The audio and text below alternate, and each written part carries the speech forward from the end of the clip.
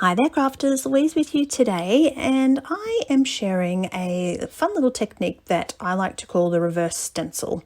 So I'm going to firstly use my art journal and I'm going to put the watercolor through the stencil. I had to choose a photo first so that I could work out what colors I wanted to pick, and I'm using the greens and blues in sort of an ombre kind of way. So first thing you do, lots of water for this technique. So it doesn't matter about the background, but you want your actual stencil to have lots of water on it.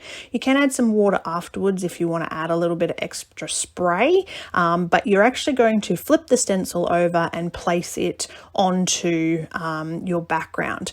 Now in this case, as you can see, because the stencil, when you flip it over, you lose that word. You can't actually see any of the words, but you do get this really interesting lettered texture in that background. So for this technique, you can actually create two layouts if you want to. So you can use the stencil on your first page and then flip it over and use the reverse of the stencil on the other page. So while that's drying, I'm going to prepare the rest of this layout. So you can see I've chosen, this is a relatively old photo.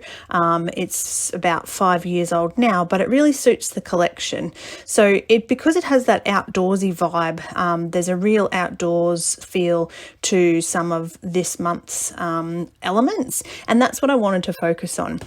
Now, because I'm using this 9x12 page, I decided I'm going to do sort of a miniature grid. So I'm actually going to have sort of the 4 sections. So the photo top right, then an embellishment, then down the bottom I'll have 2 sort of project life type cards. One of these is the journaling. So off camera, I'm going to go ahead and stick all that together and add my journaling, and then I'm going to embellish the rest of the page. So at this point, I like to sort of, while my medium is drying, have a little bit of a play around with what I've got going on and get everything prepped and ready so that when it's dry, I can go ahead and stick everything down, as you can see. Now I've got those 2 fun little mushrooms, which I thought were a great addition to this particular layout as well. The mushrooms are so much fun, and I think if you can find the right photo, you really are going to have lots of fun and really enjoyable layouts to go with this collection.